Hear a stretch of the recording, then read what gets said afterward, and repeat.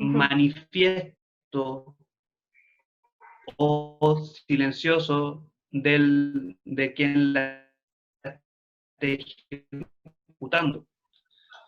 Esto es lo que tú estás diciendo. Solo que la invitación que hace justamente Marisa Montero, y yo diría de manera transversal, no solamente sobre su desarrollo en psicología política, sino su desarrollo en psicología social y en psicología comunitaria, es asumir, afirmar esa posición política.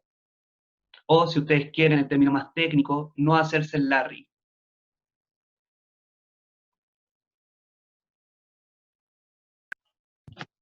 Ya, ya comprendo, comprendo. ¿Sí? Ujú. Porque, porque, claro, como bien dice, en todo qué hacer,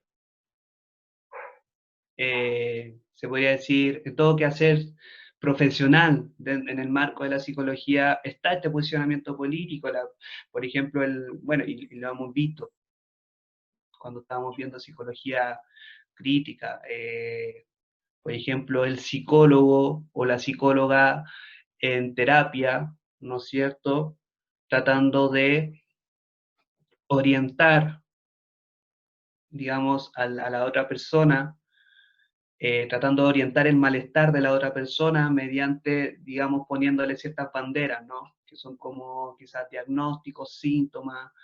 eh, ahí ya se está haciendo un ejercicio político. Y con Foucault, digamos, y ocupando, digamos, recursos Foucaultianos para comprender la cuestión, ahí ya se está haciendo ejercicio político, se está ejerciendo poder en cuanto a que son acciones sobre las acciones del otro, ¿no? Entonces, en definitiva, me afirmo, digamos, del comentario de Carla para decir sí, que justamente Montero dirá que la implicación política está presente en cualquier acto humano en cuanto a sujeto agente, ¿no? Ujú. Y acá lo novedoso, o sea, no lo novedoso, pero me parece que lo interesante de Marisa Montero es justamente reconocer esa posición, reconocer Ujú. el posicionamiento político. Eh, me lleva a, bueno, resulta que yo participo de también de otra escuela, que no voy a decir su nombre, pero es católica, y, y participo en el área de social y comunitaria. Y llegó un correo de una estudiante diciendo, oye, me estoy súper interesada de meterme a la mención de psicología comunitaria, pero quisiera como confirmar algunos mitos, ¿no? Y, y claro, empieza a mencionar varios, etcétera, y entre eso dice, pucha, dicen que la psicología comunitaria es solamente para gente de izquierda. Y a nosotros nos causó como cierta curiosidad, porque una también pensar, digamos, cómo, cómo no estamos, como, cómo comienzan a proliferar. Bueno, era el comentario de un estudiante, pero, pero también nos puede ser como pensar, ya, cómo quizás no se está mostrando, digamos, cómo se está. Ah, se empezó a entrecortar y ahora se escucha bien.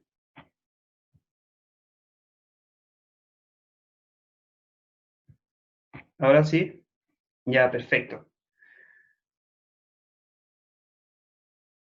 Bueno, en definitiva, para no detenerme tanto en el tema, lo que acordamos responderle, digamos, a este estudiante, que no es que la psicología comunitaria sea, eh, una disciplina propiamente de izquierda, ¿no? Y que los y las les estudiantes que participan de la mención tengan que ser, porque eso vendría a ser como una especie de caudillismo, pero sí puede haber como cierto mito al respecto, porque justamente la psicología comunitaria, y nosotros invitamos, digamos, a la formación en psicología comunitaria a conocer y afirmar el posicionamiento político que sea nuestro quehacer profesional, porque no es una cuestión menor, no es una cuestión menor. Conocer y reconocer cómo participa nuestros principios éticos, nuestros principios políticos en el quehacer profesional es una cuestión personalmente encuentro y también muy influido por Montero, mínima para el quehacer profesional.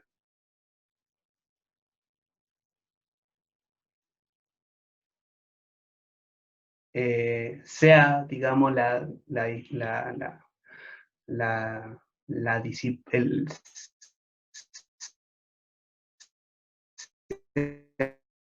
sea, digamos, el ámbito de pensamiento y acción, sea, radio político, etc.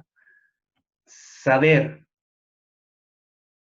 y reconocer nuestro posicionamiento ético y político me parece que es condición mínima para cualquier quehacer profesional.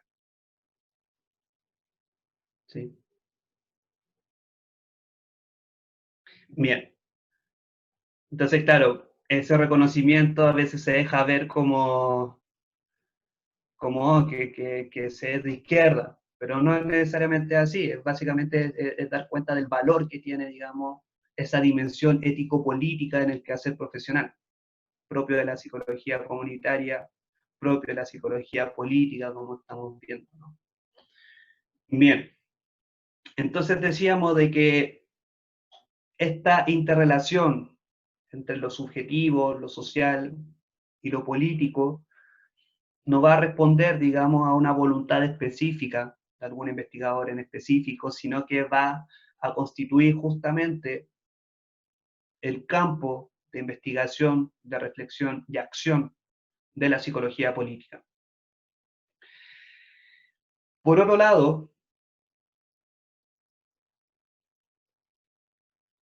esta interrelación entre lo político, lo psicológico y lo social no solo se va a configurar, tengamos presente lo que habíamos dicho de la psicología política consciente, no solo se va a configurar en torno a fenómenos de carácter político, sino que también se va a configurar en torno a fenómenos psicosociales.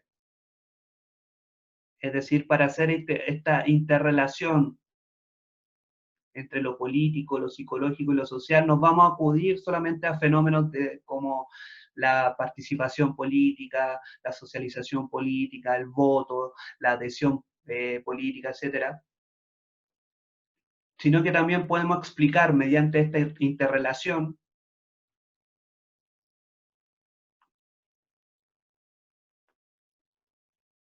cuestiones como el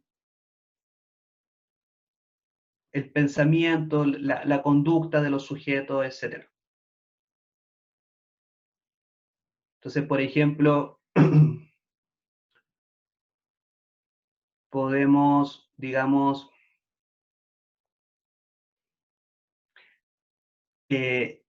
hacer un diagnóstico, pienso, llevar a cabo una indagación respecto a cuáles son los motivos de un sujeto, en vista a cómo esos motivos se configuran en relación a variables sociales.